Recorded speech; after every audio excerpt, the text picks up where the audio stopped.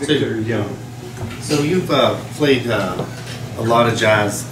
A lot of jazz. Have you played like a more like rock and roll or bebop, I did doo-wop, things like that? I was a rocker for a lot of years, and I traveled with Frankie Avalon. That's right. And how do you feel about like you know, the relationship that when did you bring any of that like rock and roll sensibility? I mean, jazz sensibility to rock and roll. Yeah, it's kind of bluesy. You know, a lot of times we have to do some bluesy kind of tunes.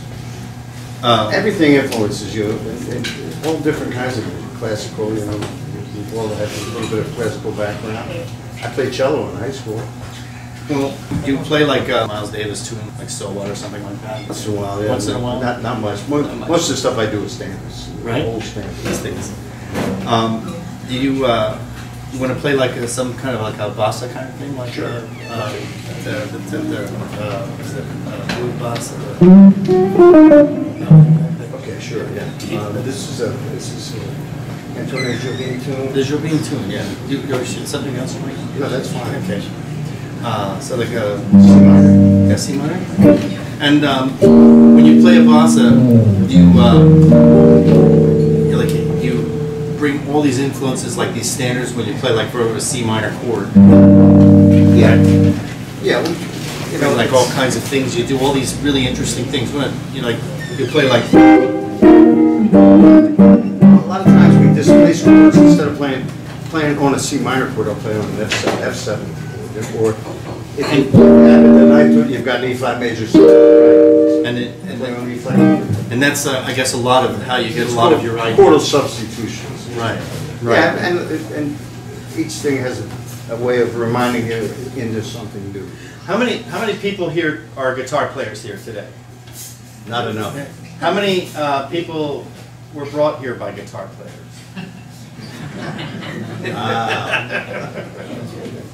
Thanks for coming. Yeah, we really appreciate you coming.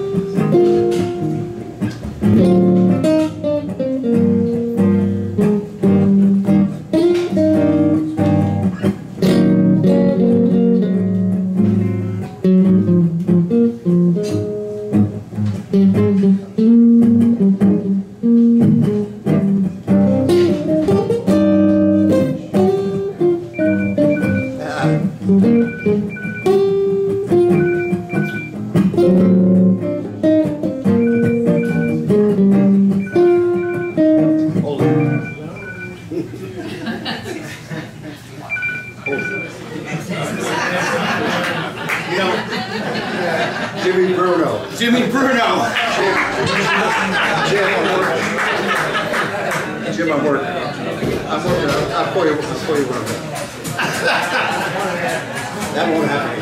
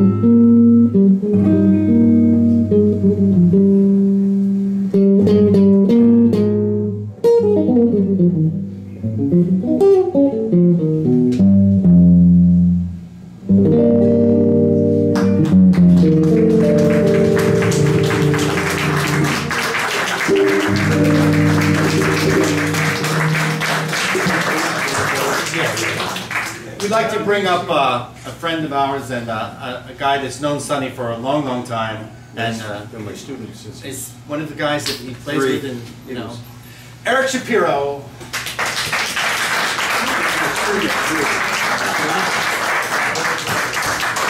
He's like my third son. So count it off there. We're gonna play all of them. 1, 2, 3, 4.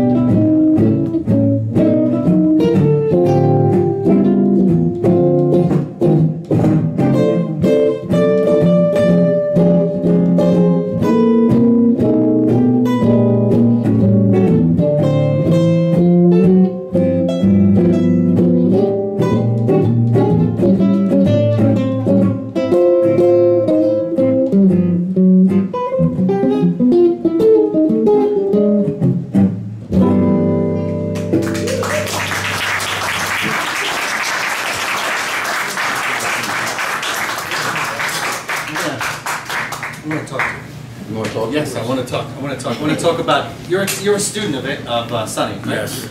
How long have you been studying with Sonny?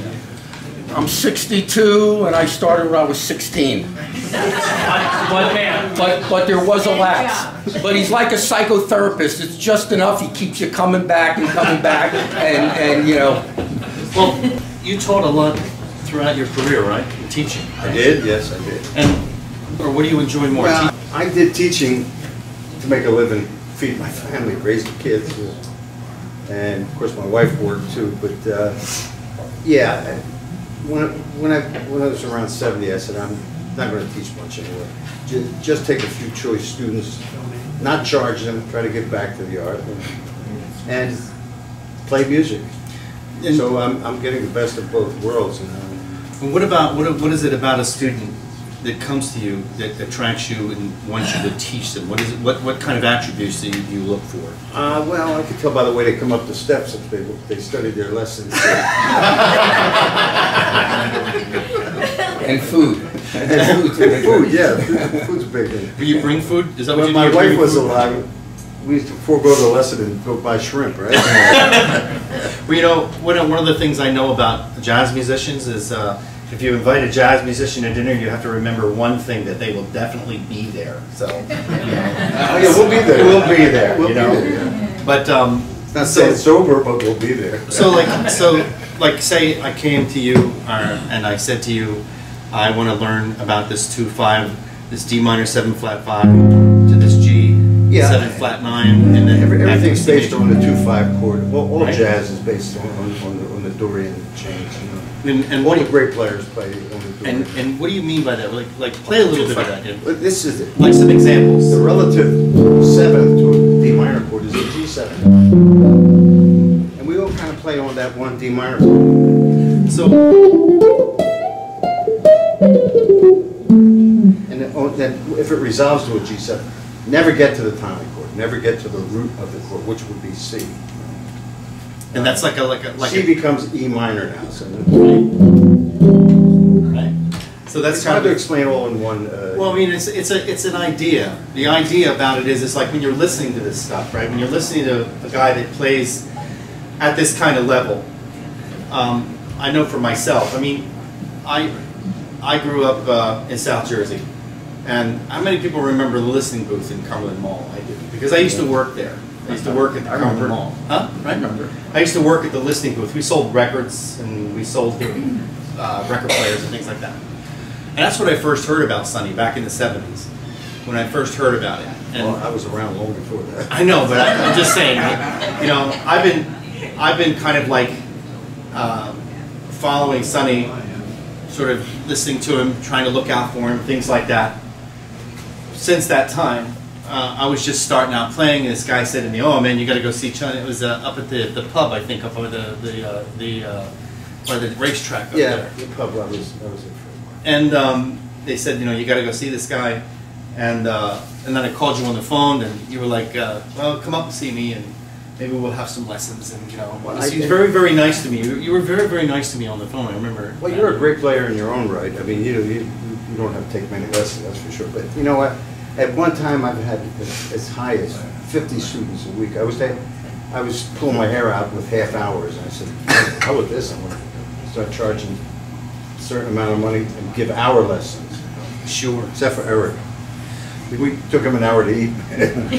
Well, Eric, about what is it, you know, you've studied with Sonny a long time, and you've been around him a long time. If you wanted to communicate something that you find the most important aspect about Sonny in particular, and maybe other top flight jazz musicians that are good teachers, is one, just because someone's an excellent musician doesn't make them a good teacher.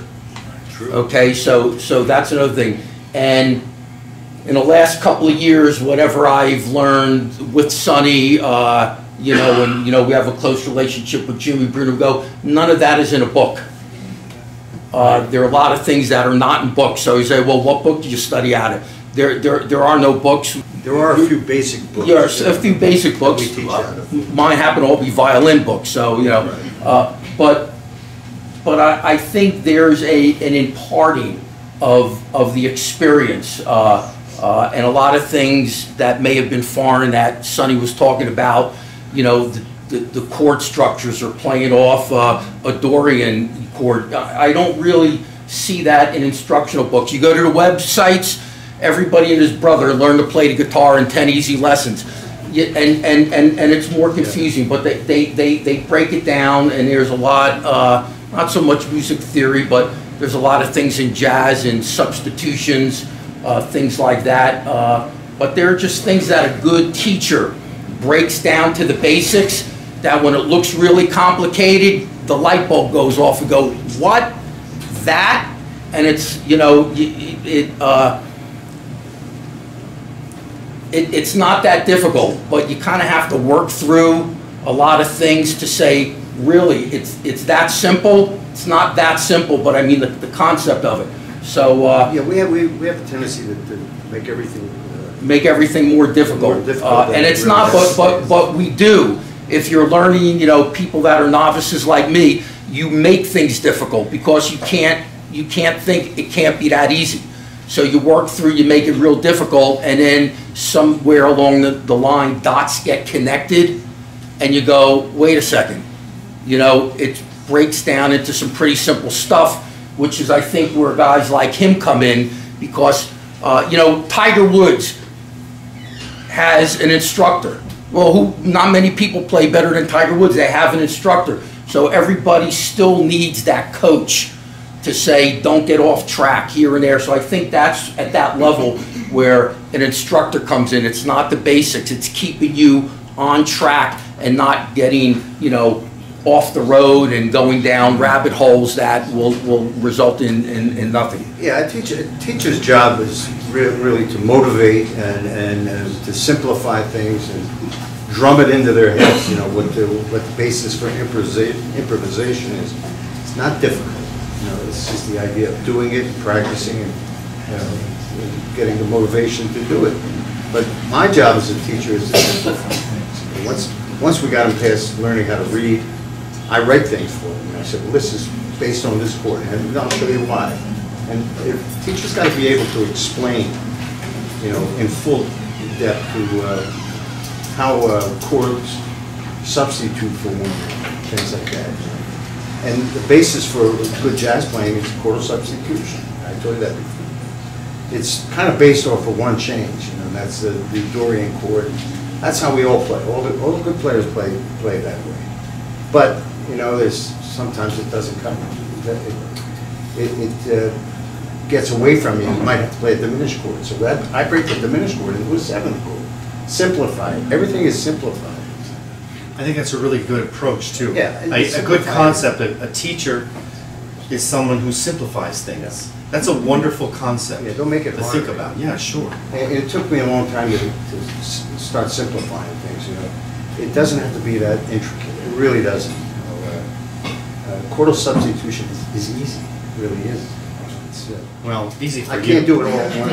Well, I can't do it all in one lesson. Well, But I know myself, you know, like I do a lot of my own music. I compose a lot of my own music and work a lot with my own music. So I don't do a lot of jazz standards per se. So every time I get a chance to play with Eric or get a chance to play with Sonny, I get a chance to learn more about playing jazz standards and things of that nature. So it's always well, that's the whole interesting thing. thing. The whole thing is to play. Right. You know, just to do it. That's the whole thing. And another learning technique is a little scotch on the rocks before you start. You know, kind of, you know, opens the brain up. I'm for that. Do you get nervous before you play? I get nervous when I go on a date. As long as I have a guitar in front of me, I'm not nervous. Take the guitar away, and I'm a rat. My bones rattle. I want to thank Jim Toohey and the South Jersey Jazz Society.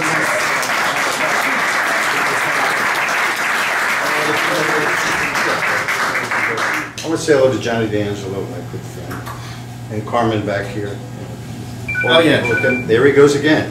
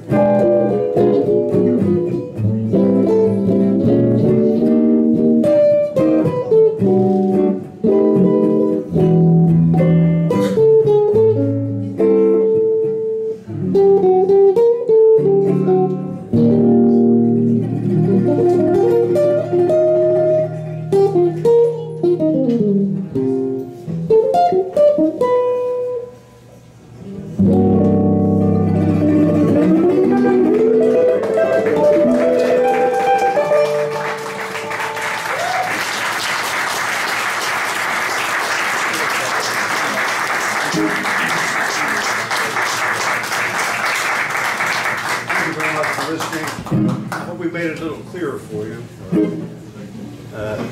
Guitar is not that hard, it really isn't.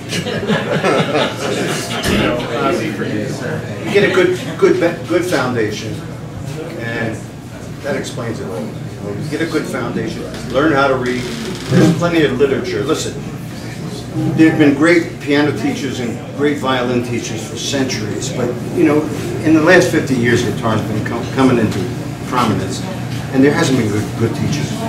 Joe Scrow, one of the best teachers around, and I was lucky that my uncle was a friend of Joe Scrow's, and I got with a good teacher right away.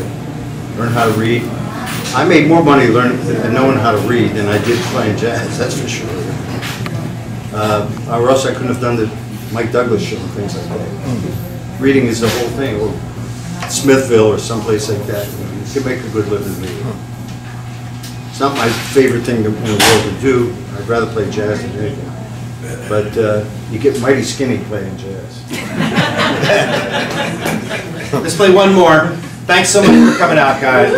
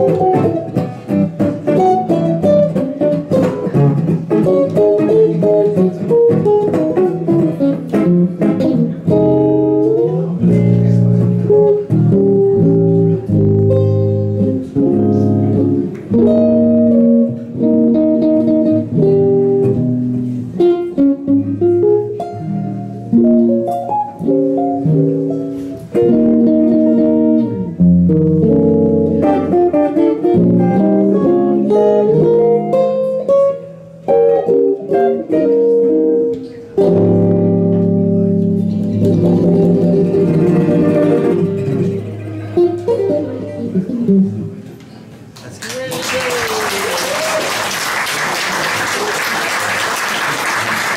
Troy! Sonny Troy!